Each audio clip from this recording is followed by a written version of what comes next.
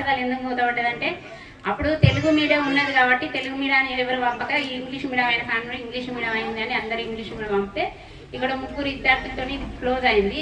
అప్పుడు ఎవరు పట్టించుకోలేదు. మొన్న నేను వెంటనే ఎమ్మెల్యే గారు సార్ ఇట్లా జరిగింది మా ఊర్లో 14 సంవత్సరాల నుండి ఇట్లా జరిగింది సార్ అంటే వెంటనే సార్ ఫోన్ చేయడం జరిగింది.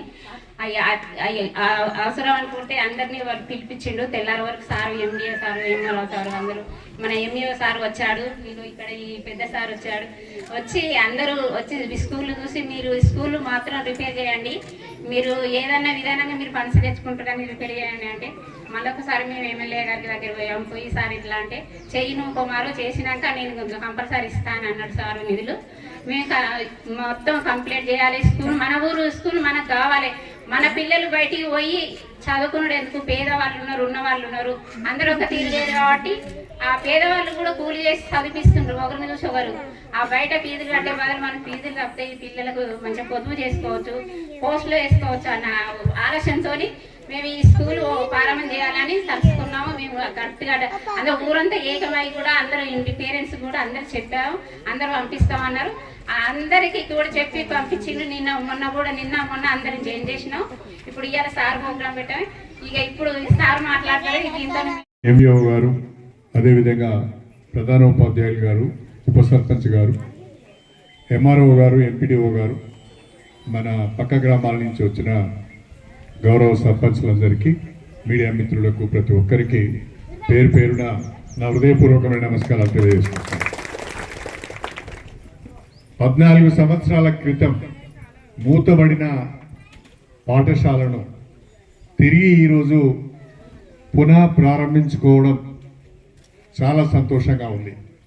అందుకు నరసింగరావుపల్లి గ్రామ సర్పంచ్ గారిని, గ్రామ ప్రజలందరినీ, ప్రత్యేకించి డిఈఓ గారిని, ఎంఈఓ గారిని మనం అందరం కూడా గట్టిగా చప్పట్లతోని అభినందించాలి.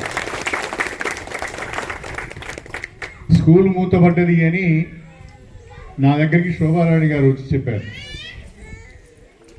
ఎందుకమ్మా మీ స్కూల్ మూతపడ్డదని ఇప్పుడు చెప్తున్నాం అని అంటే ఎవరు పట్టించుకోలేదు, అది మూతపడి కూడా చాలా సంవత్సరాలు అయిందన్నారు. మూతపడి చాలా సంవత్సరాలు అయితే మరి మీరందరూ గ్రామ ప్రజలందరూ ఏం చేస్తున్నారు, సర్పంచ్ గారు ఏం చేస్తున్నారు, లేకుంటే ఎమ్మెల్యే గారు ఏం చేస్తున్నారు అడిగితే ఎవరు పట్టించుకోలేదు, ఆ స్కూల్ అట్లనే మూతపడి ఉన్నది అంటే నేను వెంటనే నా నియోజకవర్గంలో ఒక్క స్కూల్ కూడా మూతపడి ఉండకూడదు అనే లక్ష్యంతో పనిచేసే వ్యక్తిని నేను. ప్రభుత్వ పాఠశాలలన్నీ కూడా సక్రమంగా ఉండాలి, సదుపాయాలు ఉండాలి, మెరుగైన విద్యను అందించే విధంగా మన పాఠశాలలు పనిచేయాలనే ఆలోచనతో ఉండే వ్యక్తిని నేను. నా నియోజకవర్గంలో విద్యాశాఖ మంత్రిగా పనిచేసిన నా నియోజకవర్గంలో ఒక స్కూల్ మూతబడి ఉంటే అది నాకు సిగ్గుచేటని నేను భావించి తక్షణమే డిఓ గారిని, సర్పంచ్ గారిని, ఎంఈఓ గారిని అందరూ కూడా పిలిపించి మనము ఈ విద్యా సంవత్సరం నుంచి నరసింగరావుపల్లిలో ప్రాథమిక పాఠశాలను ప్రారంభిస్తున్నాం. పెద్ద పెద్ద కార్పొరేట్ పాఠశాలలో ఉండే హంగులు ఇక్కడ ఏర్పాటు చేసే బాధ్యత నాది. కానీ మీ ఊరు నుంచి ఒక్క పిల్లవాడు 5వ తరగతి వరకు కూడా బయటికి పోకుండా ఈ స్కూల్లో చదివించే బాధ్యత మీది అని చెప్పి సర్పంచ్ గారు, వార్డు సభ్యులందరూ కూడా ఈ పాఠశాల మనదనే విధంగా రాజకీయాలు లేకుండా, అనవసరమైన తగాదాలు పెట్టకుండా ఈ పాఠశాలను మంచిగా కాపాడుకోండి. ఈ పాఠశాలకు కావాల్సిన అన్ని ఏర్పాట్లు నేను చేస్తానని చెప్పి ఈ సందర్భంగా తెలియజేసుకుంటూ మీ అందరి దగ్గర సెలవు తీసుకుంటున్నాను. అందరికీ